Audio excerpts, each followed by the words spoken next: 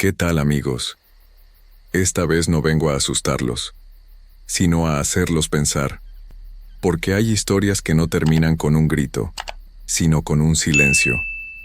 Historias tristes, que nos recuerdan cuán frágil puede ser la vida, y cuán cerca está siempre la muerte.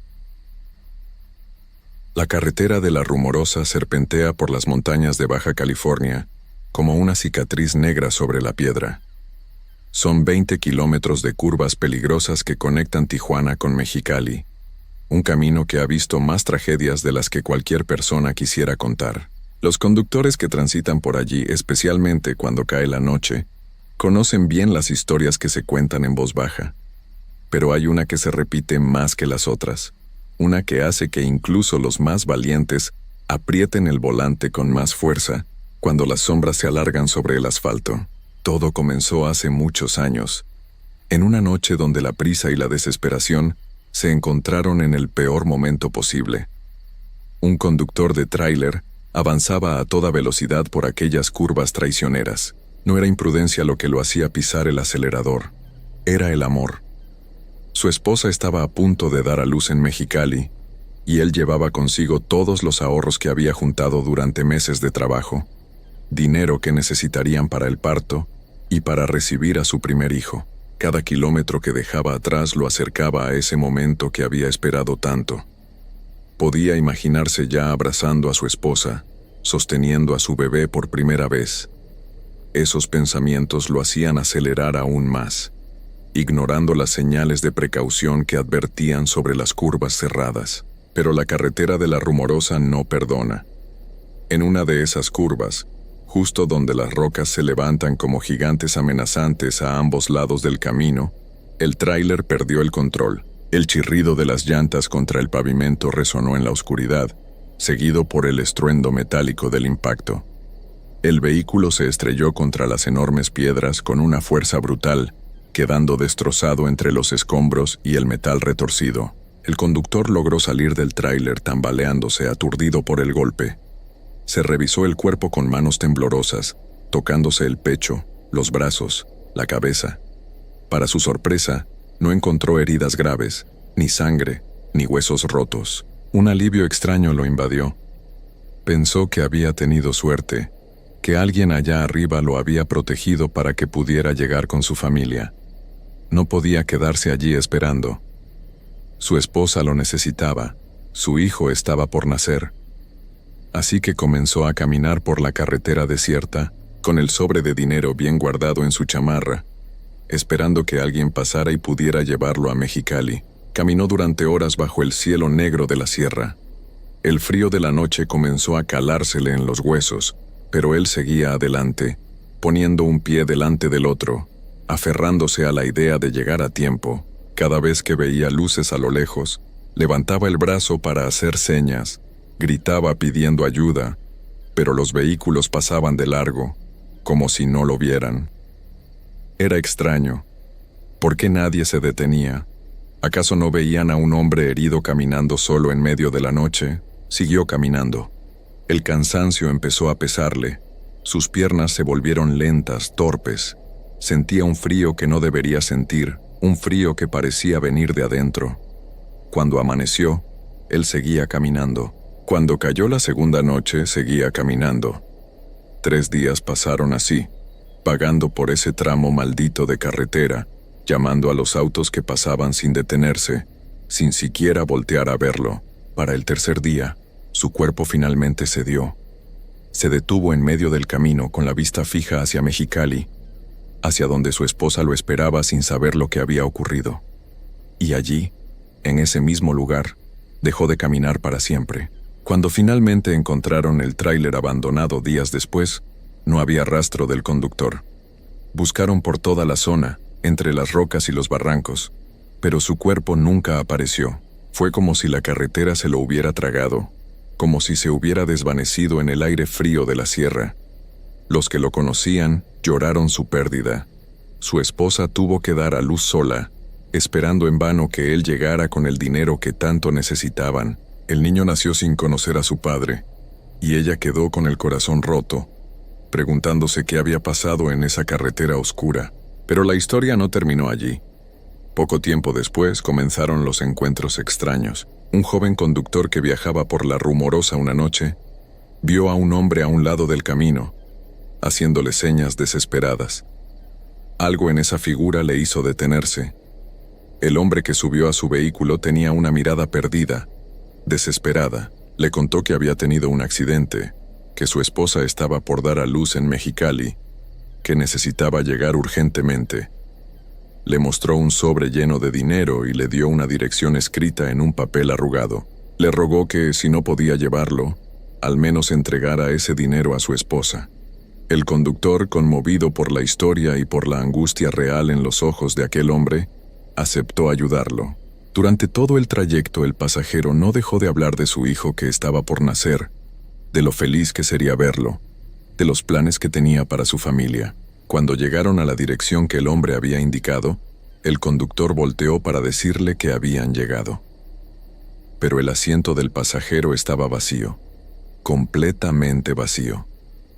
El sobre con el dinero seguía ahí, sobre el asiento, como si lo hubieran colocado con cuidado, pero el hombre había desaparecido.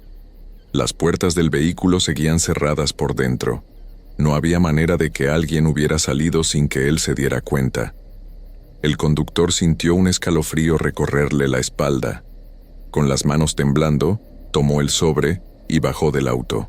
Tocó a la puerta de la casa. Una mujer de ojos cansados abrió, con un bebé en brazos. Cuando el conductor le contó lo que había sucedido, cuando le describió al hombre que había recogido en la carretera, la mujer palideció hasta ponerse blanca como el papel. Sus ojos se llenaron de lágrimas que comenzaron a rodar por sus mejillas. Con voz quebrada, le dijo que ese hombre era su esposo, que había desaparecido hacía años en un accidente en la Rumorosa, justo el día que su hijo iba a nacer. Nunca lo encontraron. Nunca supieron qué pasó realmente con él. Y desde entonces, había quedado sola, criando a su hijo sin el dinero que tanto necesitaban. El conductor le entregó el sobre. Cuando la mujer lo abrió, encontró exactamente la cantidad que su esposo había estado ahorrando, la misma cantidad que había desaparecido con él aquella noche. El conductor salió de esa casa con las piernas temblando, sin poder creer lo que acababa de vivir. Nunca más volvió a pasar por la Rumorosa de noche, pero él no fue el único. Desde entonces, docenas de personas han reportado encuentros similares. Siempre es el mismo patrón, la misma historia que se repite una y otra vez a lo largo de los años. Un hombre aparece en la carretera, haciendo señas desesperadas. Algunos conductores se detienen, otros aceleran cuando sienten que algo no está bien. Los que se detienen y lo dejan subir, escuchan la misma historia, la misma urgencia en su voz, el mismo ruego de ayudar a su familia. Y siempre, el hombre desaparece antes de llegar a su destino, dejando solo el sobre con dinero como prueba de que estuvo ahí. Los traileros que viajan regularmente por esa ruta lo conocen bien. Entre ellos se pasan la advertencia de boca en boca, especialmente a los novatos que van a cruzar por primera vez. Le dicen el trailero fantasma, y cuentan que su alma sigue atrapada en esa carretera, intentando cumplir la última misión que tenía en vida, llegar a casa con el dinero para su familia. Algunos dicen que su espíritu no puede descansar porque nunca supo que su hijo nació sano, que nunca pudo verlo, abrazarlo, cumplir su promesa de estar ahí. Otros creen que está condenado a repetir ese último viaje una y otra vez, buscando a alguien que finalmente lo lleve a casa. Lo más perturbador de todo es que quienes lo han visto aseguran que él no sabe que está en el más allá. Habla como si el accidente acabara de pasar, como si su esposa todavía estuviera esperándolo en el hospital, como si su hijo estuviera a punto de nacer en cualquier momento. Para él el tiempo se detuvo en esa noche fatal. Sigue atrapado en esos últimos momentos de esperanza y desesperación, sin darse cuenta de que han pasado décadas, de que su hijo ya creció sin conocerlo, de que su esposa envejeció esperándolo. Hay quienes dicen que si pasas por la Rumorosa en una noche especialmente oscura, puedes verlo caminando a un lado de la carretera, con su chamarra de trabajo y ese sobre apretado contra su pecho. Algunos conductores han reportado ver su figura reflejada en el espejo retrovisor, sentado en el asiento trasero, aunque nunca subió al vehículo. Otros juran haber sentido un frío inexplicable dentro de sus autos, seguido por el olor a diésel y metal, y una presencia que los observaba desde el asiento del copiloto. Los pocos que se han atrevido a recogerlo después de conocer la leyenda, cuentan que la experiencia es aterradora. Dicen que su piel está fría como el hielo cuando lo tocas por accidente, que sus ojos tienen una mirada vacía, perdida, como si estuviera viendo algo que los demás no pueden ver, que cuando habla, su voz suena lejana, como si viniera de muy lejos, de otro lugar, de otro tiempo, y que el frío que trae consigo es tan intenso que te cala hasta los huesos. Un frío que no se va incluso después de que él desaparece. La mujer que recibió aquel primer sobre lleno de dinero hace tantos años ya no vive. Su hijo, que nació sin conocer a su padre, creció escuchando esa historia una y otra vez. Ahora es un hombre mayor, y todavía hay noches en las que conductores llegan a su puerta con sobres llenos de billetes, contándole la misma historia que escuchó cuando era niño. Cada vez que esto sucede, él sale a su patio trasero, donde construyó una pequeña cruz de madera con el nombre de su padre, y deja el dinero ahí, como ofrenda. Dice que es lo único que puede hacer para que el alma de su padre finalmente encuentre paz, aunque hasta ahora nada ha funcionado. Los lugareños que viven cerca de La Rumorosa han aprendido a respetar la carretera. Saben que no es solo un camino peligroso por sus curvas, sino porque está marcado por tragedias que nunca terminan de irse. Por las noches, evitan mirar demasiado tiempo hacia los lados del camino, porque dicen que si lo haces, puedes ver cosas que no deberías ver. Sombras que se mueven entre las rocas, figuras que caminan en dirección contraria al viento, luces que aparecen y desaparecen sin explicación, y el trailero fantasma sigue ahí, noche tras noche, década tras década, repitiendo su último viaje. Algunos dicen que seguirá apareciendo hasta que finalmente entienda lo que pasó, hasta que su alma acepte que ya no pertenece a este mundo. Otros creen que nunca se irá, que la carretera de La Rumorosa es su prisión eterna, y que mientras exista ese tramo maldito, él seguirá caminando por ahí, buscando llegar a un hogar que ya no existe, a una familia que ya no lo espera. Así que si alguna vez te encuentras conduciendo por La Rumorosa, cuando la noche es cerrada y el viento sopla entre las rocas, ten cuidado. Si ves a alguien a un lado del camino, haciendo señas desesperadas, piensa 2 veces antes de detenerte. Porque podría ser solo un viajero que necesita ayuda, o podría ser él, el tráiler o fantasma, todavía intentando cumplir una promesa que nunca pudo realizar en vida. Y si decides ayudarlo, prepárate para una experiencia que te perseguirá por el resto de tus días, porque hay encuentros que marcan para siempre, y hay historias que nunca dejan de contarse en las noches oscuras de Baja California. Hace muchos años, cuando los caminos de tierra todavía conectaban las pequeñas haciendas de Comala con el resto de Colima, existía un lugar rodeado de árboles antiguos y neblina perpetua. Era una laguna de aguas oscuras que en aquel entonces no tenía nombre. Nadie imaginaba que pronto sería conocida en toda la región, por una historia que helaría la sangre de generaciones enteras. En la hacienda de San Antonio vivía un matrimonio joven.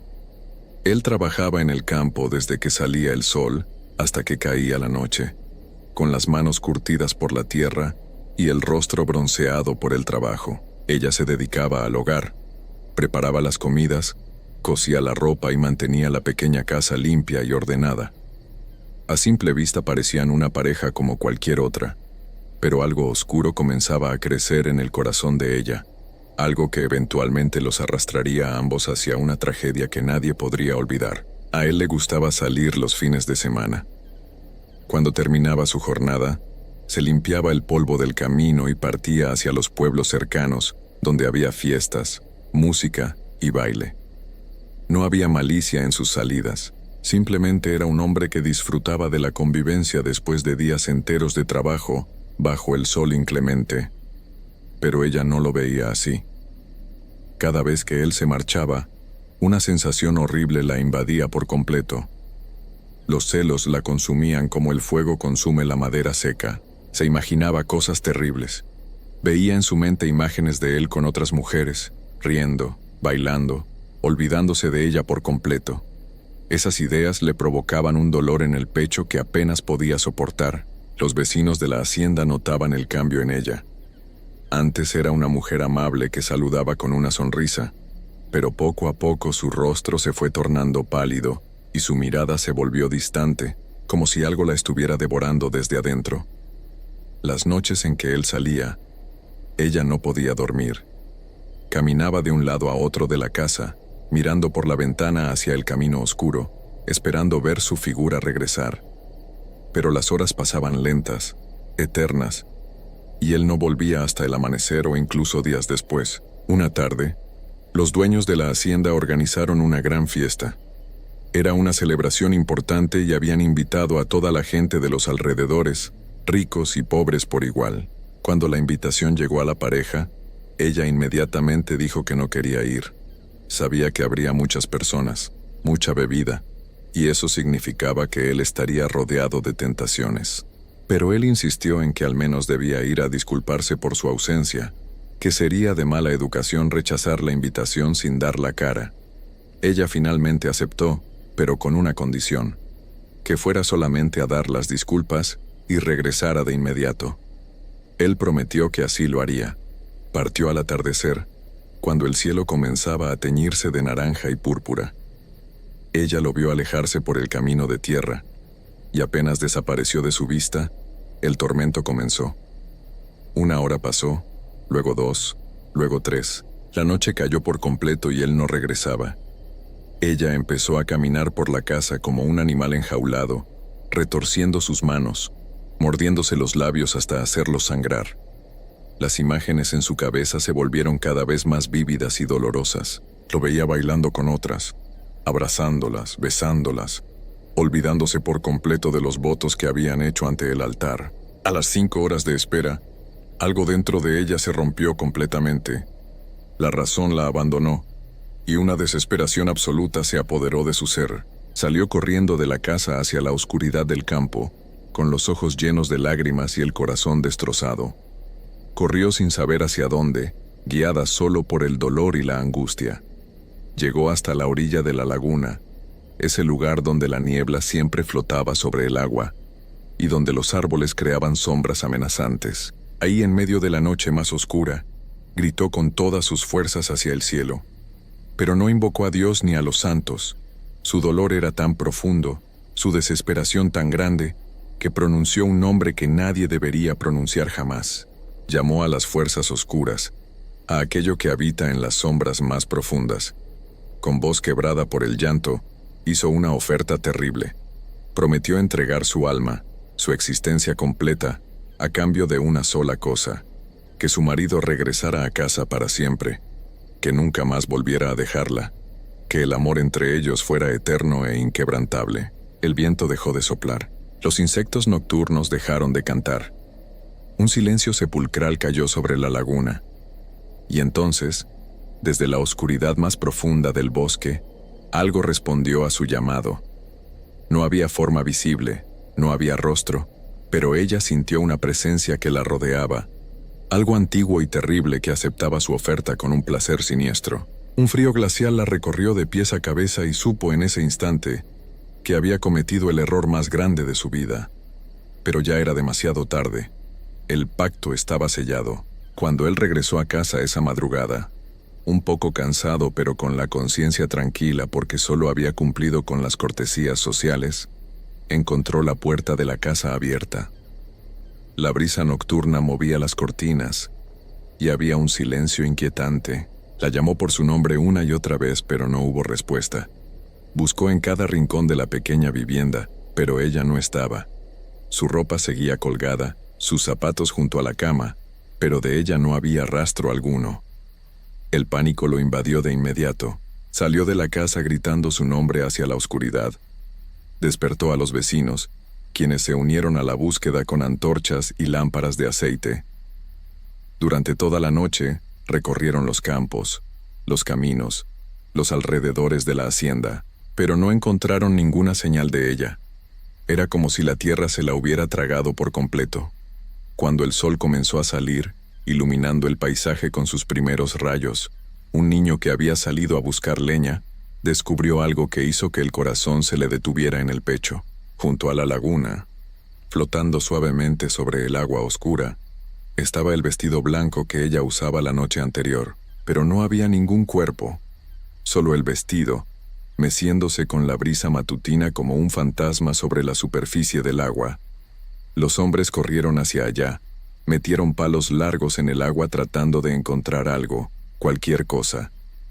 Pero la laguna parecía no tener fondo. El agua estaba helada, más fría de lo normal, y había una sensación extraña en el aire, como si algo invisible estuviera observando desde las profundidades. Los días pasaron y él cayó en una profunda tristeza. No comía, apenas dormía, y cuando lo hacía, tenía pesadillas terribles. Soñaba que ella lo llamaba desde el agua, que extendía sus brazos hacia él, que le suplicaba que fuera con ella. Se despertaba empapado en sudor frío, con el corazón latiendo tan fuerte que parecía que se le saldría del pecho. Los vecinos intentaban consolarlo. Le decían que debía seguir adelante, que debía aceptar lo sucedido. Pero él no podía. La culpa lo estaba consumiendo vivo. Una noche, exactamente una semana después de su desaparición, él no pudo soportarlo más. La voz de ella en sus sueños se había vuelto más fuerte, más insistente. Lo llamaba sin cesar. Le decía que la había abandonado, que nunca la había amado de verdad, que ahora debía cumplir su promesa de estar juntos para siempre. Se levantó de la cama en medio de la oscuridad, con los ojos vidriosos y la mente nublada. Caminó descalzo por el campo, sintiendo apenas las piedras y espinas que se clavaban en sus pies. Algo lo arrastraba hacia la laguna, una fuerza invisible contra la cual no podía luchar. Cuando llegó a la orilla, la niebla era tan espesa que apenas podía ver su propia mano frente a su rostro. Pero ahí, en medio del agua, creyó verla. Su figura pálida y transparente flotaba sobre la superficie, con los brazos extendidos hacia él y una sonrisa en el rostro. No era la sonrisa que él recordaba, esa sonrisa dulce y cálida. Era algo distinto, algo que le helaba la sangre, pero la culpa era más fuerte que el miedo. Sin pensarlo 2 veces, entró al agua. El frío fue tan intenso que le cortó la respiración de inmediato. Siguió avanzando, con el agua llegándole primero a las rodillas, luego a la cintura, después al pecho. La figura de ella parecía alejarse cada vez que él se acercaba, como si lo estuviera guiando hacia el centro de la laguna. Cuando el agua le llegó al cuello, sintió algo que lo jalaba desde abajo. Eran como manos heladas que se enrollaban en sus tobillos, tirando de él hacia las profundidades. Intentó gritar, pero el agua entró en su boca. Intentó nadar de regreso, pero la fuerza era demasiado poderosa. En segundos desapareció bajo la superficie oscura, y la laguna volvió a quedar en silencio, como si nada hubiera pasado. Al día siguiente, los trabajadores de la hacienda encontraron sus huellas en el barro, entrando al agua pero sin salir jamás. Buscaron durante días, pero nunca encontraron su cuerpo. La laguna se había quedado con él, tal como se había quedado con ella. Y fue entonces cuando comenzaron las historias. Los lugareños empezaron a reportar cosas extrañas. Algunos decían que en las noches de luna llena se podía ver a una pareja caminando junto a la laguna, tomados de la mano, desapareciendo entre la niebla. Otros juraban escuchar gritos y llantos que venían del agua cuando caía la noche. Hubo quienes afirmaban haber visto a una mujer de vestido blanco parada en la orilla, mirando fijamente hacia el camino, como si estuviera esperando a alguien que nunca llegaría. Con el paso del tiempo, la laguna recibió un nombre. La gente comenzó a llamarla la Laguna de María, en memoria de aquella mujer que había desaparecido en sus aguas. Pero el nombre traía consigo una advertencia, un recordatorio de lo que puede pasar cuando los celos y la desesperación consumen el alma de una persona hasta el punto de hacer pactos que nunca debieron hacerse. Los ancianos del pueblo cuentan que la laguna tiene un poder extraño. Dicen que atrae a las personas que tienen el corazón roto, a aquellos que sufren por amor no correspondido o por celos enfermizos, y advierten que nunca, bajo ninguna circunstancia, se debe visitar la laguna de noche, y mucho menos si se está pasando por un momento de dolor emocional intenso, porque ella sigue ahí, esperando, buscando almas que compartan su tormento, que entiendan su sufrimiento y que estén dispuestas a acompañarla en su condena eterna. Aún hoy en día, más de 100 años después, la gente evita acercarse a la laguna de María cuando cae el sol. Los pescadores que trabajan en otras lagunas cercanas prefieren dar un largo rodeo antes que pasar junto a ella. Las madres advierten a sus hijos que se mantengan alejados, que no escuchen si algo los llama desde el agua. Y cuando la niebla se hace especialmente espesa en las noches sin luna, los habitantes de Comala cierran bien sus puertas y ventanas, porque saben que es en esas noches cuando ella camina, buscando entre las casas, queriendo encontrar a alguien que pueda entender su dolor. Hay quienes dicen que si prestas mucha atención en las noches silenciosas, todavía puedes escuchar su voz llevada por el viento. Una voz suave y triste que susurra una y otra vez la misma frase: vuelve a casa, no me dejes sola. Y aquellos que han tenido la desgracia de escucharla, cuentan que es imposible sacarse ese sonido de la cabeza, que los persigue durante días, durante semanas, hasta que algunos, incapaces de soportarlo más, sienten una necesidad inexplicable de caminar hacia la laguna, hacia ese lugar donde la niebla nunca se disipa del todo, y donde las aguas oscuras guardan secretos que es mejor no conocer. La laguna de María permanece ahí, tranquila en apariencia pero inquietante en su silencio. Un recordatorio de que el amor puede transformarse en algo oscuro y peligroso cuando se mezcla con los celos y la desesperación. Un lugar donde dos almas quedaron atrapadas para siempre, condenadas a repetir su tragedia una y otra vez, esperando el momento en que alguien más caiga en la misma trampa que ellos cayeron hace tanto tiempo. Y mientras la laguna siga existiendo, la leyenda continuará viva, pasando de generación en generación, manteniendo a la gente alejada de ese lugar maldito donde el agua nunca refleja el cielo, y donde la muerte espera paciente bajo la superficie. En la ciudad de Querétaro existe una casa que nadie quiere habitar, una construcción que permanece abandonada, con ventanas cubiertas y puertas selladas, ubicada en el número 408 de la calle Hacienda de El Vejil. Los vecinos evitan caminar cerca cuando cae la noche. Algunos aseguran escuchar voces en la madrugada. Otros juran haber visto sombras moviéndose detrás de las ventanas rotas. Esta es la historia de lo que sucedió aquella terrible madrugada de abril de 1989. La mujer que vivía allí había sido en su juventud una reina de belleza. Nacida en Mazatlán, llegó a Querétaro con su esposo, un empleado de banco con quien había construido lo que parecía ser una familia perfecta. Tuvieron 3 hijos hermosos, 2 niñas y un varón. La mayor tenía 11 años, la mediana 9, y el pequeño apenas 6. Eran niños alegres que asistían a la escuela católica del barrio. La madre incluso daba clases de religión y tenía una pequeña tienda de ropa en el centro. Todo mundo la conocía como una mujer devota y cariñosa. Nadie imaginaba la oscuridad que crecía dentro de su mente. Pero el matrimonio comenzó a romperse. Las discusiones eran cada vez más frecuentes. Ella empezó a comportarse de manera extraña. Decía cosas sin sentido. Aseguraba escuchar voces que le hablaban desde las paredes. Sus ojos miraban hacia lugares donde no había nada. Los vecinos notaron el cambio. La veían caminar por las calles hablando sola, con la mirada perdida. Algunos decían que había conocido a un sacerdote de la escuela, un hombre alto de ojos claros, que se había enamorado de él, que cuando él la rechazó por sus votos religiosos, algo dentro de ella se quebró para siempre. La separación fue dolorosa. Su esposo se llevó algunas cosas y dejó a los niños con ella. Durante semanas la mujer cayó en una depresión profunda. No dormía, no comía. Pasaba horas sentada en la oscuridad, escuchando esas voces que solo ella podía oír, voces que le decían cosas terribles, voces que la convencían de que el mundo estaba poseído, que su propia ciudad había caído bajo el poder de algo maligno. Sus amigas intentaron ayudarla, pero ella se negaba a buscar ayuda real. Solo asistía a terapias de pareja que ya no tenían sentido. La noche del 23 de abril, su esposo llegó a la casa. Había llevado a los niños a una fiesta en la escuela y ahora los traía de regreso. Él quería hablar. Quería que volvieran a estar juntos. Pero ella seguía enamorada del sacerdote. La discusión fue intensa. Él le reclamó su infidelidad. Ella defendió su amor imposible.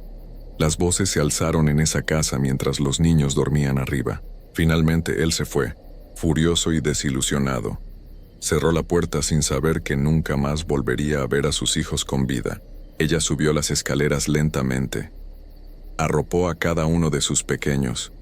Los besó en la frente como había hecho miles de veces antes. Luego se fue a su habitación y trató de dormir. Pero las voces no la dejaban en paz. Se hicieron más fuertes, más insistentes, más reales. Cerca de las 3 de la mañana esas voces le dijeron algo que heló su sangre. Le dijeron que sus hijos no eran realmente sus hijos, que eran demonios disfrazados, que habían venido a destruirla, que debía protegerse de ellos antes de que fuera demasiado tarde. Su mente, quebrada por semanas de angustia y delirio, aceptó esas palabras como una verdad absoluta. Se levantó de la cama con movimientos mecánicos, caminó hacia la cocina, tomó varios cuchillos, subió de nuevo las escaleras con pasos lentos y silenciosos, entró a la habitación de su hija mayor.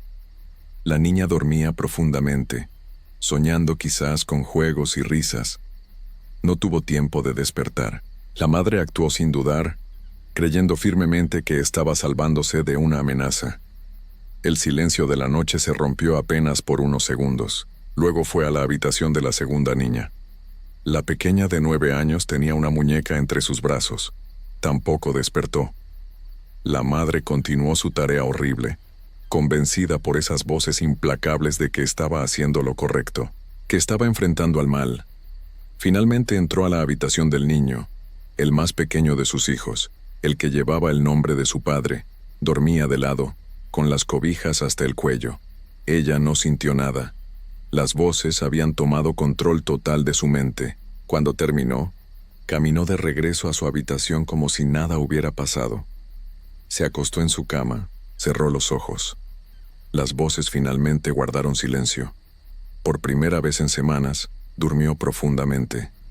Mientras tanto, en esa casa, 3 pequeños cuerpos yacían inmóviles en sus habitaciones.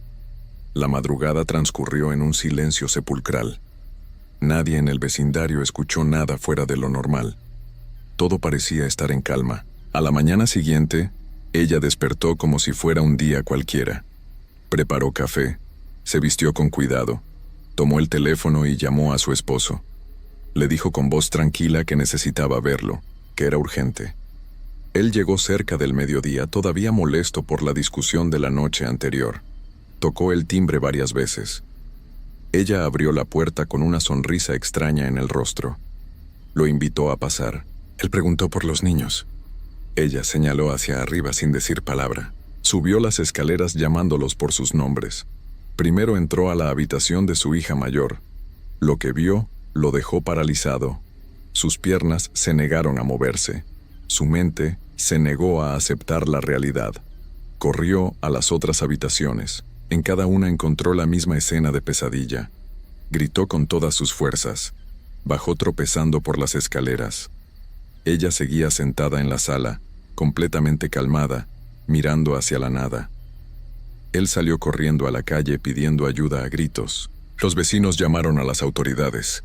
En minutos la casa se llenó de patrullas y ambulancias. Los oficiales subieron y confirmaron lo peor. Bajaron con rostros pálidos. Algunos tuvieron que salir a vomitar a la calle. Nunca habían visto algo así. Arrestaron a la mujer sin que ella opusiera resistencia. No mostró ninguna emoción. No lloró. No gritó. Simplemente dejó que la esposaran y la metieran en la patrulla. Durante todo el trayecto a la estación, mantuvo la mirada perdida, como si estuviera en otro mundo. El caso conmocionó a todo Querétaro. Los periódicos hablaron de ello durante semanas. La gente no podía entender cómo una madre había sido capaz de hacer algo así. Los psiquiatras que la evaluaron Determinaron que había sufrido un brote psicótico severo, que las voces en su cabeza eran reales para ella, que creía genuinamente estar protegiéndose de algo maligno. Fue declarada inimputable y enviada a un hospital psiquiátrico en lugar de prisión. Allí permanece hasta el día de hoy, más de 30 años después, sin mostrar arrepentimiento porque en su mente distorsionada, ella salvó al mundo. La casa quedó abandonada. Nadie quiso comprarla, nadie quiso rentarla. Las personas que se acercaban sentían una opresión en el pecho, una sensación de que algo malo había quedado impregnado en esas paredes. Los vecinos comenzaron a reportar fenómenos extraños, luces que se encendían y apagaban solas en la madrugada, sombras pequeñas que corrían por el jardín, risas infantiles que se escuchaban cuando pasabas frente a la puerta. Algunos aseguran haber visto 3 siluetas en las ventanas del segundo piso, figuras pequeñas que miraban hacia la calle. Un grupo de jóvenes intentó entrar hace algunos años. Rompieron un candado y cruzaron el umbral. Dentro encontraron las habitaciones tal como las había dejado la policía décadas atrás. Muebles cubiertos de polvo, juguetes tirados en el suelo, dibujos infantiles pegados en las paredes. Uno de los muchachos subió las escaleras con una linterna. Llegó hasta las habitaciones donde todo había sucedido. Sintió un frío antinatural que le caló hasta los huesos. Escuchó pasos pequeños corriendo por el pasillo. Una respiración cercana que no era la suya. Bajó corriendo y nunca más volvió a acercarse a ese lugar. Hoy en día, la casa sigue ahí, deteriorándose lentamente bajo el sol y la lluvia. Las plantas crecen salvajes en el jardín, las ventanas están rotas, la pintura se cae a pedazos, pero nadie se atreve a demolerla. Los albañiles que han intentado trabajar ahí renuncian al primer día. Dicen sentir miradas clavadas en su espalda. Escuchan voces de niños llamando a su mamá. Ven sombras que no deberían estar ahí. La casa parece estar viva, como si esa terrible madrugada hubiera dejado una marca imborrable en cada rincón. Los vecinos más antiguos ya no hablan del tema. Es un dolor que prefieren mantener enterrado. Pero las nuevas generaciones conocen la historia.